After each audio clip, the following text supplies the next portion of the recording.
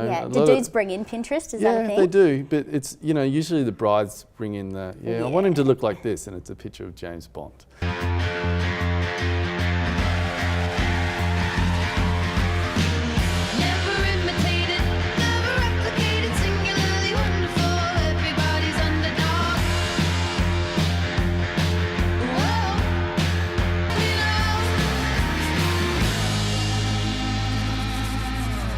So, hello, it's Alana Sam here again, and I am talking to, I was going to say, everyone thinks your name is Will, don't they? I get called Will every day. But your name isn't Will, your name is Mark.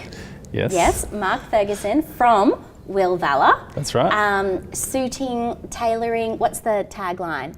Bespoke menswear. Bespoke menswear. And what does bespoke mean? Bespoke means it's made by hand. Right. So the way we work, it's we take measurements for people and then we cut a pattern by hand. Then we fit them out with a fitting mold, so what we call a skeleton base. It's just made out of calico. Yep. And then we pin them up, chalk them up, and then we get the rest of the suit made. And so that's a bespoke process. Right, and is that your point of difference compared to other menswear products that are available? Yeah, it is. It really is. That fitting mold process is the most important part, because what that allows us to do is actually see the client's body shape, so how the fabric falls on the body. A lot of guys have different shoulder heights, different sleeve lengths, curvature of the spine, different areas that we have to try to either accentuate or hide. Right. So that's what that fitting mold does. So if it's actually cut incorrectly, then we can't alter it later.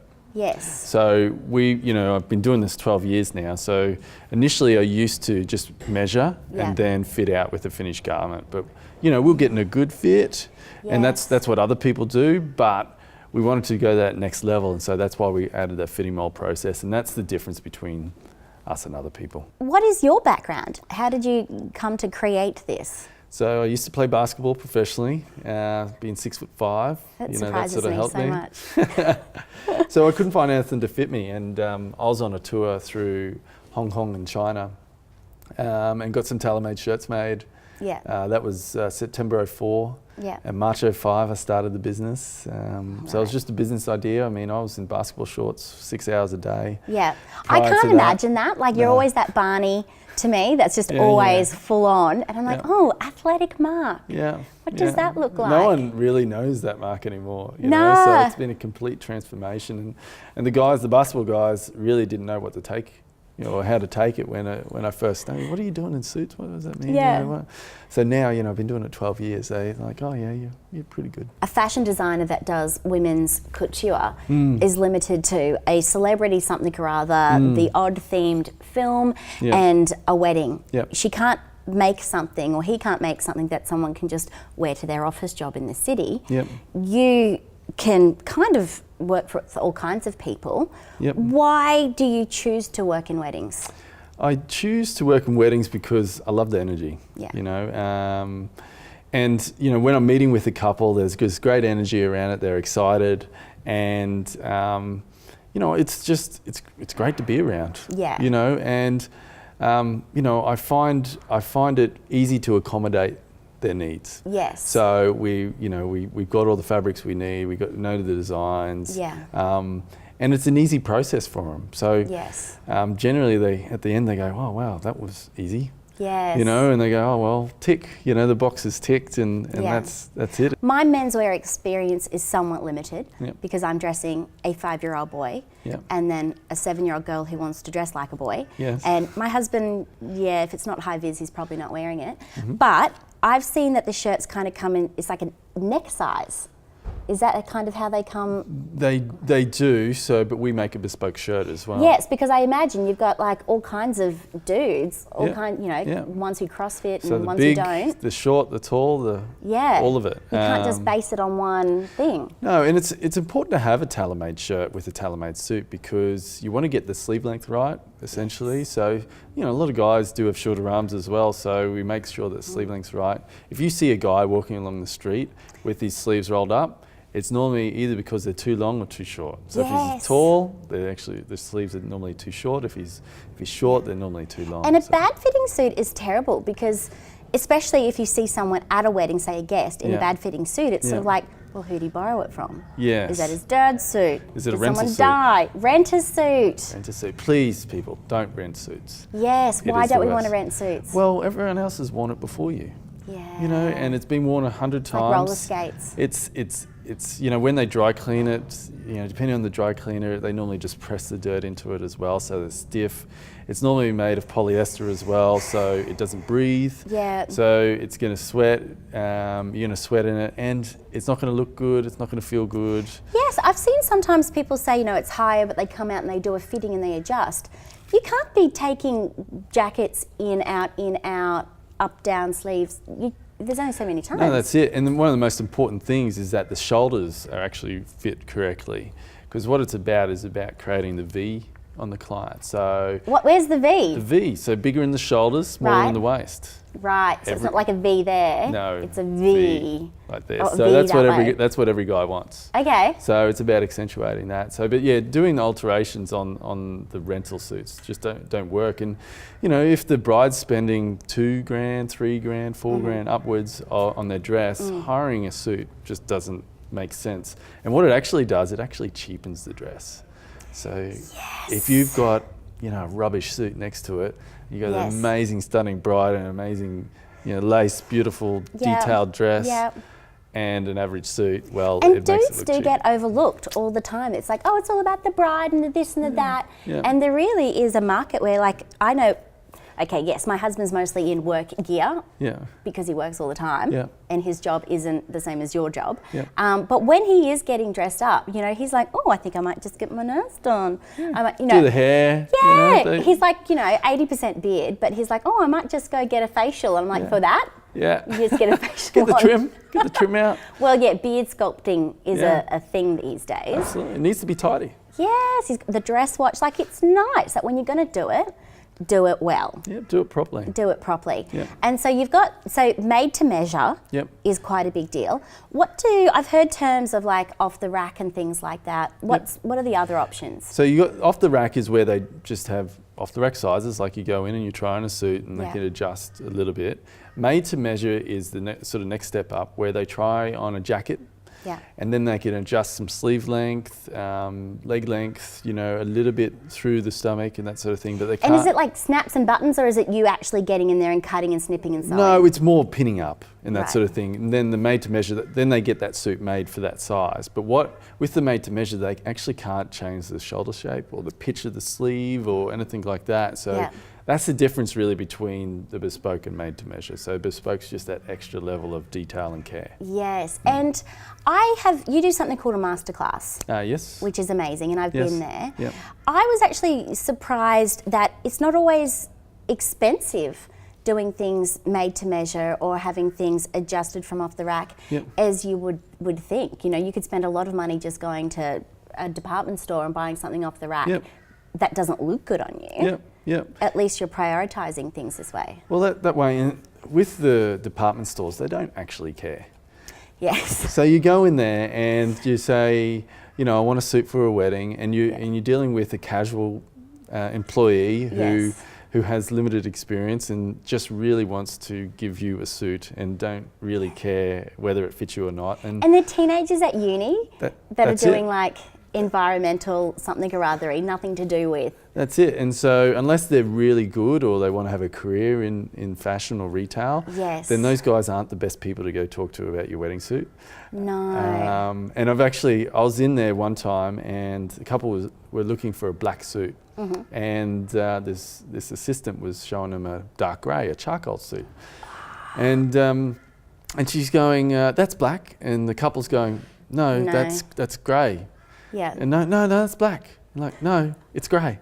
And so there was this big discussion about whether it was grey or black. And that for me just cemented the reason why you wouldn't go to a department store. What are the trends that you can see happening right now that people have done really well? Well, in the bridal space, obviously the blues have been around. Going forward, it is going into the greys, and even the wedding shoots that we're starting to do over the last sort of couple of months have been towards the greys. And so your medium greys, your blue greys, so greys are either blue based or brown based. Right. So if someone's of light hair complexion and blue eyes, then we'd go blue-based grey for them. Yeah. Because that just suits better. Yeah. So that's the way we look at the clientele, is we also look at their complexion, eye colour, hair colour, to make sure it matches and works. Yeah. But otherwise, you go a brown-based grey for those guys who, let's say, dark hair, dark eyes, brown eyes, and that sort of thing. Yeah. Regarding the trends, you are looking at bigger lapels like this. So this is what we call a peak lapel, and it's just, it's curved a little bit through here, but the peak lapel is in fashion, and it's a little bit wider. So rather than more like the suits, show the suits. So Harvey Specter, he's the man who has brought this fashion in. Do you have a lot of the time, do the guys come in on their own, or do they have their wedding manager? The wedding manager has made some decisions. Yeah, so a bit of both. Yeah. I prefer to have the couple there with me. Yeah. So that way she'll be able to show me a photo of her dress, what colour it is, and that sort of thing. And I'll be able to talk to her about what I'm thinking and where I see his suit going. So, and so when she shows me the dress, normally it's a off-white, satin white, ivory, beige, all those sort of colours. Yeah. And then we just normally suggest a soft white shirt for those dresses. Yeah. And so a guy thinking about a soft white shirt, he's not really sure, but once myself and the bride get together and say, yep, soft white shirt works, then he just accepts and trusts what we're doing. Yeah. And that's important, to have that trust, and for the bride it's important to really know that, I know what I'm doing, I know where I'm going, I know what I'm suggesting for these guys, and it's going to be the best possible outcome. I spend at an actual wedding most of my time with the groom and the groomsmen, because it's the big hoo-ha of the bride arriving later. So I'm hanging out with the dudes, and I'll ask them lots of questions about their get-up and compliment and whatever. And it's really surprising how a lot of them go, oh, I don't know, she just picked it. I just want to look good, and if she thinks I look good, then that's fine. She's happy, yeah. Yeah. Well, actually, the guys we get, they care generally, because when you wake up the morning of your wedding day, it's a pretty special day, and it's pretty, it's exciting, a little bit daunting, and all that sort of stuff. You go, wow, I'm getting married today. Yes. And to have a special suit that fits you like a glove, makes it that little bit better, and it makes it. Is it the sort of thing that they're going to wear? Is it like a bridesmaid's dress? Like, oh, you get to wear it again. Do people wear their wedding suits again? Oh, absolutely. So we want to make it versatile for the guys. That way, when you invest in a suit, our suits, bespoke suits start at $1,500. Yeah. When you invest in something like that, you want to be able to wear it again. Yes. So that's something that we take into consideration when we're meeting with our grooms. And so when people are preparing themselves to come see you, do you have like some questionnaire that they pre-do, or is there, what do they need to know before they make an appointment? Well, when they call up to make an appointment, I take them through a couple of questions. Is, do you have any colours in mind? Yeah. Where is the location? Is it a garden wedding? Is it a formal wedding? Is it a customs house, or is it, at another reception venue that's a little bit more open, a farmhouse or something like that, just to get a picture. And then understand, how formally he wants to go. So we ask the questions around what's the dress code on the invitations. People are so confused by dress code. Yeah. It's such a, I have to ask for specifics now, because I want to know what I'm wearing to their event. Yeah. What's the dress code? And like, oh, well, he's in a velvet suit with a bow tie and a blah, blah, blah. Yeah. But it's just smart casual. Yeah. And it's like, ooh, how does that even, and it's at a farm. It doesn't seem smart casual, does it? No, it doesn't. And then at the same time, some people are like, oh, look, it's really, really formal. He's picked out a great pair of shorts he wants to wear. And we're having it at Customs House. And I'm like, oh, shorts, that totally makes sense. Yeah. So what are the rules with this stuff? Well, when it comes to invitations, I see a lot of people about 6 months out, and they're sort of getting to that point of, oh, we haven't decided what we're going to put on there, we don't really know. And my suggestion is to make it simple and straightforward for the guys. So guys, suit and tie, or jacket, no tie necessary, or formal. If you put formal on there, then, depending on who you invite, so formal really means black tie. So dinner suit, and so you want the groom to be the best dressed man at the wedding. So you want his formality to be the height of it. So there's a couple of levels of formality. You got the tails and white bow tie. Then you got the dinner suit, which is the satin lapel. So something like this one here. Yeah. Then you have more of this sort of suit here, or more that sort of suit, which is like what they call a lounge suit or a cocktail suit. And that's one of the things people get confused about is a lounge suit, because no one really knows what a lounge suit is. Yeah, but people have access to Google. They do, and that's how they get it. But as a bride and groom, you don't want questions. You don't want, oh, what am I supposed to wear? You know, you got enough on the plate. Just put suit and tie or jacket, open neck. Yeah. And, you know, cocktail dress or below knee or something like that. Yeah. You know, depending, I just think you don't need to have, you know, the codes. You just need to be a straight talker about it.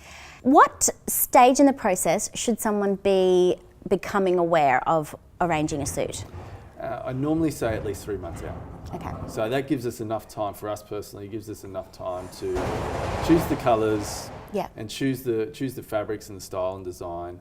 Now, some guys are looking to lose weight, and some guys are looking to bulk up, and that gives us enough time to get the fitting mould. And what we'll normally do is fit them out, say a month out from the wedding or 5 weeks out from the wedding, so they have the suit 2 weeks prior. Right. They're at their ideal weight.